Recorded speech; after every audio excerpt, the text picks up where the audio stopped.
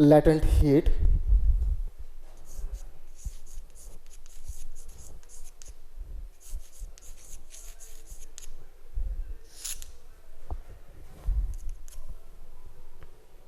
What is meant by the latent heat? So see, latent heat of a substance is the quantity of heat required to change the state of unit mass of a substance without changing its temperature. I'll explain this concept here. So if small m is the mass of a substance which undergoes the change from one state to the other, then the quantity of heat absorbed or released, it is given by Q equal to M into L. So this Q, it is what? Q, it is the heat which is absorbed or released. M, it is the mass of a substance, and this L, this L means what? This L, it is known as latent heat. So we have these expressions here, Q equal to M into L. This L, capital L, is known as latent heat. And let us see what is the SI unit of the latent heat. So SI unit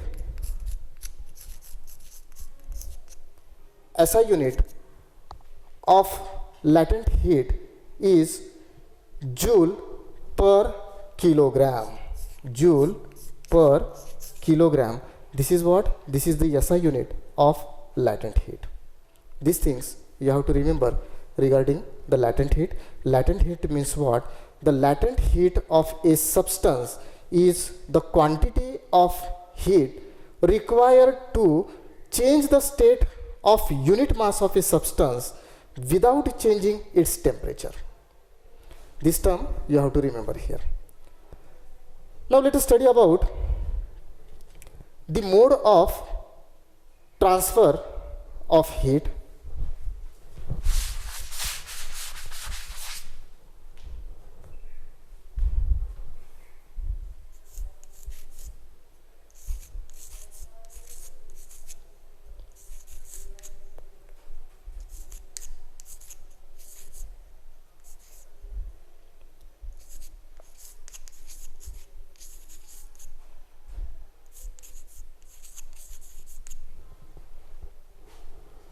Modes of transfer or the modes of heat transfer. So see here, we can see here modes of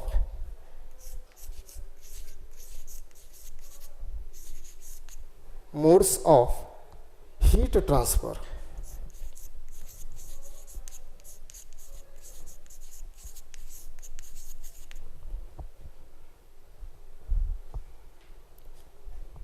We know that the heat is always flows from a point which is at a higher temperature to the point which is at a lower temperature.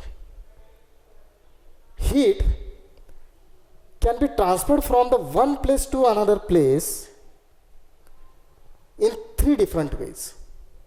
The heat can be transferred from one place to another place by conduction, convection, and radiations. So these are the three modes of transfer of heat, that is the conduction, convection, and radiation. The conduction takes place in a liquid and gases. Convection takes place in the liquid, the conduction, takes place in the solids. Then convection takes place in the liquid and the gases, and the radiation does not require any material medium. So let us study about these three modes of heat transfer. So let us begin with the first mode of heat transfer, that is called the conduction.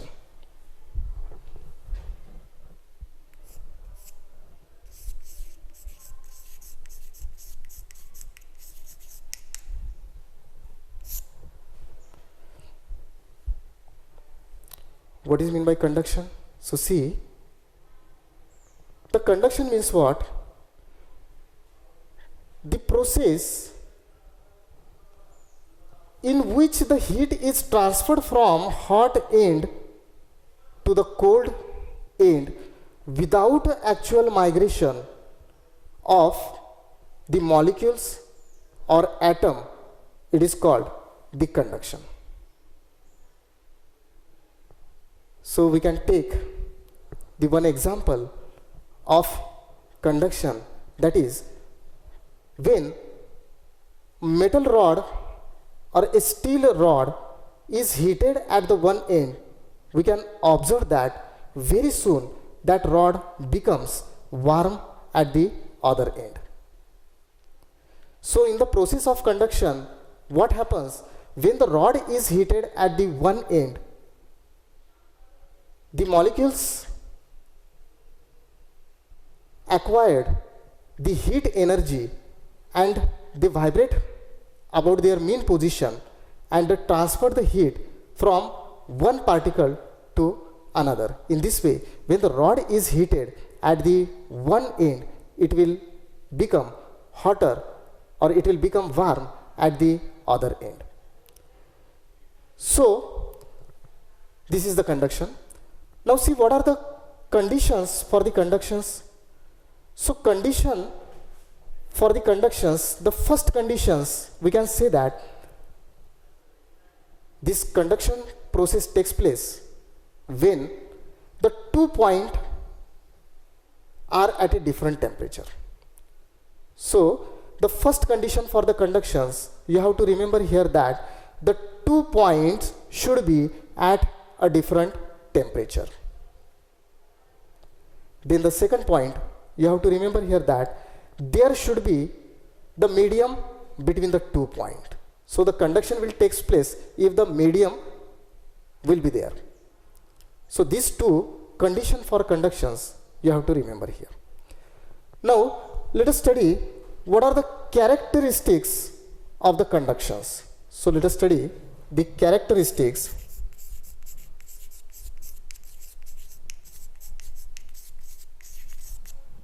of conduction.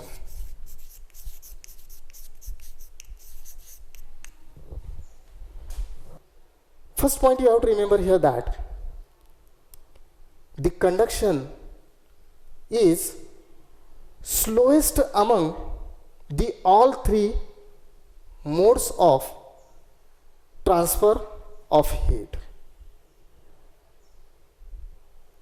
The second point you have to remember here that material medium is necessary for the conductions. The third characteristics you have to remember here that the no physical movement of particle of medium is involved. That means there is no actual migration of particle of a medium in the conduction. And the next point you have to remember here that the conduction occurs mostly in solids. So these are the some characteristics regarding the conductions you have to remember here. So this is all about the first mode of heat transfer, that is called the conductions. We will stop here. Thank you.